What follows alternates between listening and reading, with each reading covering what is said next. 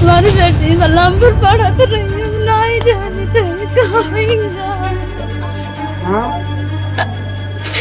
जाने तो हलियाना होई थे तो हम दादा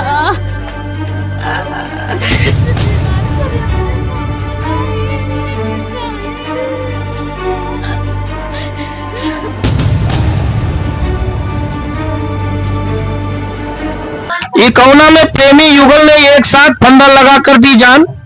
भलुइया दसौंधी गांव में एक और युवती की लाश लटकी मिली, सवाल और भी गहरे। सबरी चौराहा पर टूरिस्ट बस ने युवक को रौंदा, मौके पर मौत। बिनगा में अज्ञात वाहन से टकराकर महिला की मौत, अस्पताल में तोड़ा दम।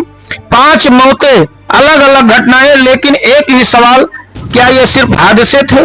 नमस्कार, आप देख रहे हैं विराट न्यूज 24 लाइव चैनल। मैं हूं अर्जुन मिश्रा। आज की यह रिपोर्ट सिर्फ खबर नहीं बल्कि इंसानियत को झकझोर देने वाली एक सच्चाई है।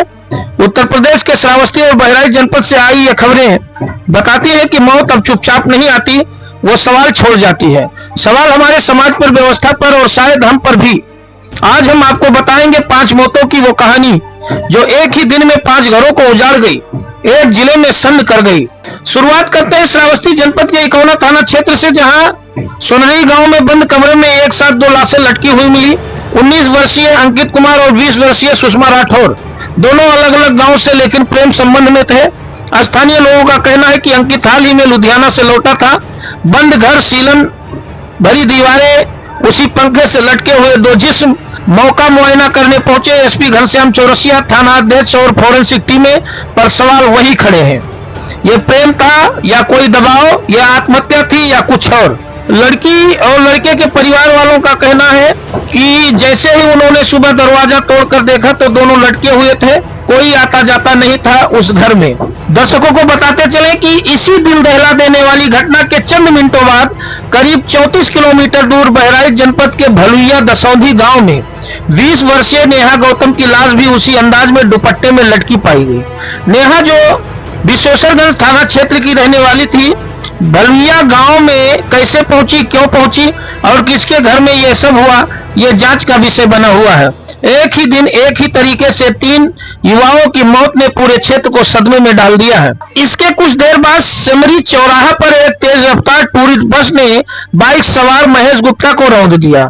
स्थानीय लोगों ने बस को रोककर पुलिस के हवाले किया, लेकिन चालक मौके से फरार हो गया। लोगों का आरोप है कि इलाके में अतिक्रमण और अव्यवस्था के कारण आए दिन हादसे हो रहे हैं। एसपी द्वारा कई बार चेतावनी देने के बावजूद स्थानीय पुलिस फेल साबित हो रही है। इसी बीच एक और महिला को सड़क हादसे में घायल अवस्था में बिनगा संयुक्त जिला अस्पताल लाया गया, जहां डॉक्टरों ने उसे मृत घोषित कर दिया। उसका नाम, पहचान और पूरा घटनाक्रम अभी तक स्पष्ट नहीं हो पाया, लेकिन मौत का आंकड़ा 5 तक पहुंच चुका है। अब जरा सोचिए, एक ही जिले में चंद घंटों के अंदर 5 मौतें, 3 युवतियां, 2 फांसी पर लटकी, एक सड़क हादसे की शिकार, 2 पुरुष, एक प्रेम में मौत का साथी, दूसरा सड़क पर दुर्घटना का शिकार।